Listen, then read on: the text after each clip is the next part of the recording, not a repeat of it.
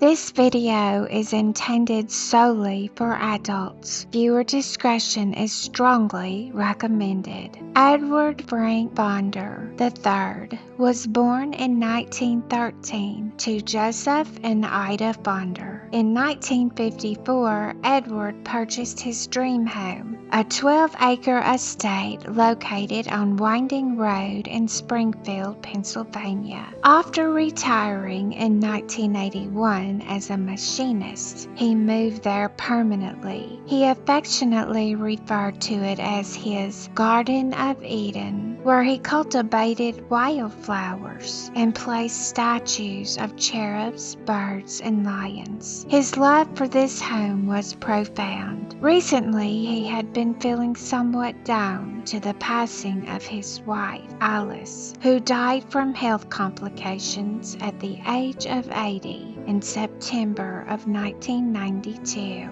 On the morning of August the 26th, 1993, Edward, aged 80, went missing. His daughter, Mary Jane Bonder, made breakfast at 7 a.m. and then went back to bed. She heard Edward get up, walk to the kitchen, open and close the refrigerator, and then exit the house. She assumed he was going to fetch the newspaper. After that, she fell asleep again. When she woke up, Edward was nowhere to be found, and the newspaper had not been brought in. Mary searched for him before she reported his disappearance at 11 a.m. At the time of Edward's disappearance, Mary Jane was living alone with Edward. Their relationship was fraught with tension, and they frequently had disputes. Mary characterized her father as unpredictable and mentioned that he had been behaving aggressively towards her and keeping his distance in the weeks leading up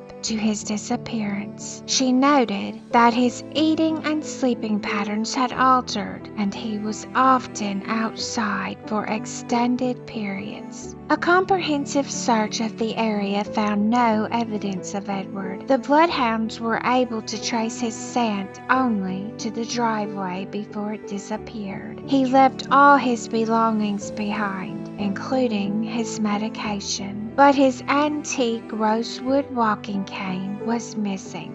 Mary and her brother pondered whether their father had taken his own life or intentionally left. He was struggling with depression following his wife's passing and his declining health. His son mentioned that Edward had confided in him, saying he could not take it anymore. The anniversary of Alice's death fell on September the 7th, which weighed heavily upon him. They had shared 55 years of marriage, and her death left him heartbroken. In November of 1993, the detective queried Mary about the possibilities of her having harmed her father. She is said to have replied that she was on multiple medications when Edward vanished and might have acted in a way she could not recall. She expressed, "I have no memory of doing anything to my dad, but I do remember the dog and cats. I felt like I could kill them." Mary Jane refused to take a lie detector test. During the investigation of Edward and Mary's home, authorities discovered a dog's body stored in the freezer. It had succumbed to an overdose of diabetes medication. The police characterized the house as highly disorganized and dirty.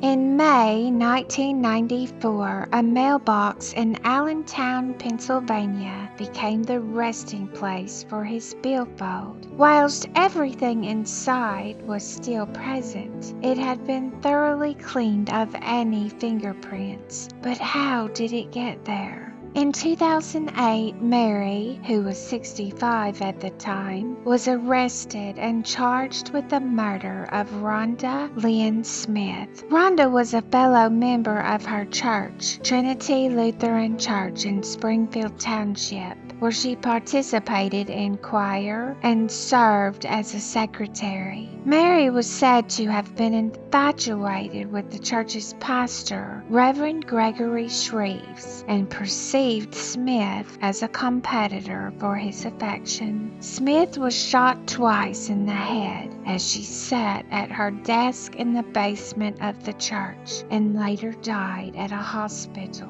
after being taken off of life support. On October the 30th, 2008, a jury convicted Bonder of first-degree murder, resulting in a life sentence in prison. The media spotlight on Edward's disappearance intensified after his daughter was arrested. Investigators uncovered that Mary had continued to draw her father's pension for 15 years after he went missing. The payments were made into a shared account belonging to Edward and Mary withdrew and utilized around 50% of the funds that were intended for Edward. Mary had first declined to permit the police to search the property, and when ownership transferred to her brother, Edward Fonder IV, following her murder conviction, he too denied the request for a search. In May of 2018, after the property changed hands, the new owner, John Bruner, a resident across the street from the Fonder property since the early 1970s, selflessly granted detectives unrestricted access to the site in hopes of uncovering the truth about Edward's fate. Authorities once again examined the Fonder home using ground-penetrating radar in their search for Edward's body, but their search discovered nothing. 2 weeks later, Mary succumbed to natural causes in prison at the age of 75.